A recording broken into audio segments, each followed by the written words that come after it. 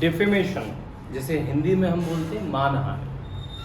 Defamation ये जो शब्द है दो शब्दों से मिलकर बना है, डी प्लस फेम, यानी कि डिफेमेशन फेम को किसी ने डी कर दिया, यानी कि डिफेम कर दिया। मानहानि यानी कि मान को किसी ने हानि कर दिया।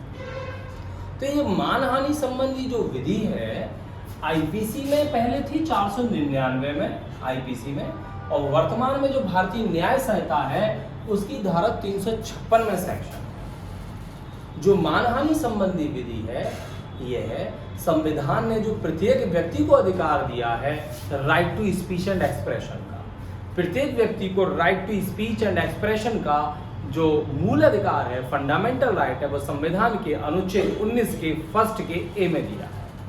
प्रत्येक व्यक्ति को राइट टू स्पीच है, परंतु राइट टू स्पीच के अंतर्गत कोई व्यक्ति अमर्यादित होकर, असीमित होकर के कुछ भी नहीं बोल सकता।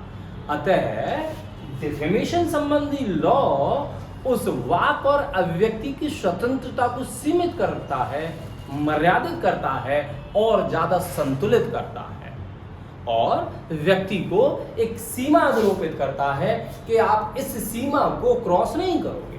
हम यह भी कह सकते हैं कि प्रत्येक व्यक्ति को जो अधिकार दिया गया है वह अनियंत्रित नहीं है, वह पूर्ण नहीं है, उसकी कुछ सीमाएं हैं, और वह सीमा तभी समाप्त हो जाती है एक व्यक्ति के अधिकार की जैसे ही दूसरे व्यक्ति का अधिकार शुरू हो जाता है। तो डिफेमेशन संबंधी जो लॉ है वह भी हमारी इस अधिकार को एक बेहतर नियंत्रित करता है, बेहतर बनाता है। डिफेमेशन होता क्या है?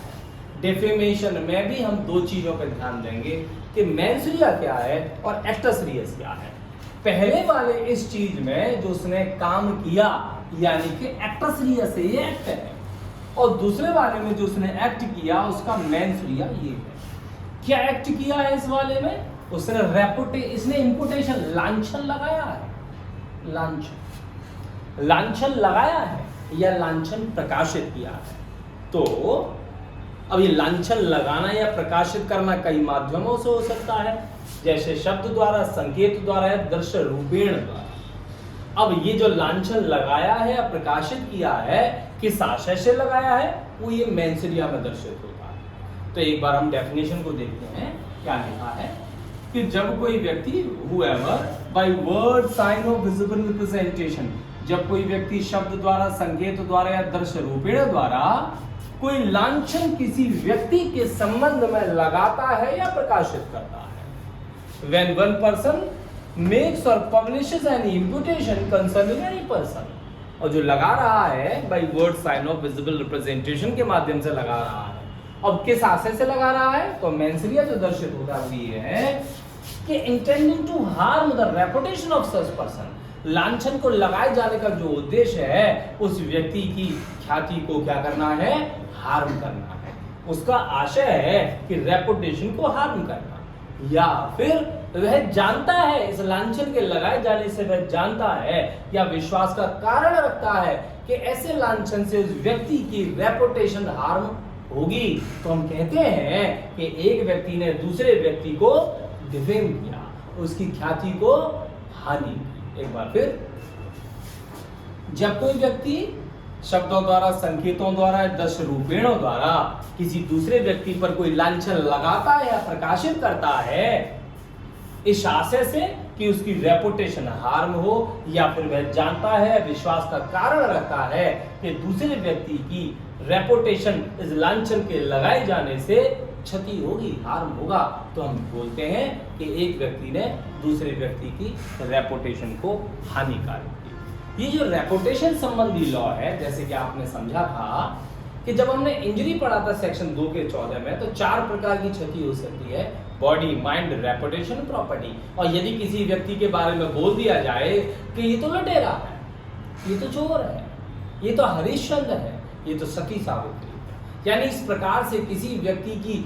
सम्मान को हानि पहुंचाई जाए, ठेस कारित की जाए, तो व्यक्ति का जीवन एक तरीके से व्यर्थ समान हो जाता है। प्रत्येक व्यक्ति सम्मान पूर्वक जीना चाहता है, और सम्मान पूर्वक तब तक नहीं जी सकता जब तक कि उसकी कुछ रेपुटेशन ना हो, एक फेम ना हो, और यदि इस व्यक्ति को कोई दूषित कर दे तो समाज में रह पाना उसका बड़ा मुश्किल हो जाता है। तो यही इसकी है। तो इसके संबंध में एलिमेंट के बारे में बात करें तो 3 एलिमेंट हो जाएंगे। नंबर 1, एक व्यक्ति द्वारा दूसरे व्यक्ति के संबंध में लांछन का लगाया जाना या प्रकाशित किया जाना। नंबर 2, ऐसा लांछन का लगाया जाना या प्रकाशित किया जाना 3 माध्यम से किया जा सकता है, शब्दों द्वारा, संकेतों द्वारा, दृश्य रूपेण द्वारा। नंबर 3, ऐसे लांछन का लगाया जाना उसकी रेपुटेशन को क्षतिकारित करने के आशय से हो, या फिर वह इसे जानता हो या विश्वास का कारण रखता हो कि ऐसे लांछन से उसकी रेपुटेशन हार्म हो। 3 एलिमेंट हो गए। इसके बाद इसके 10 एक्सेप्शंस और, तो वो हम नेक्स्ट टॉपिक में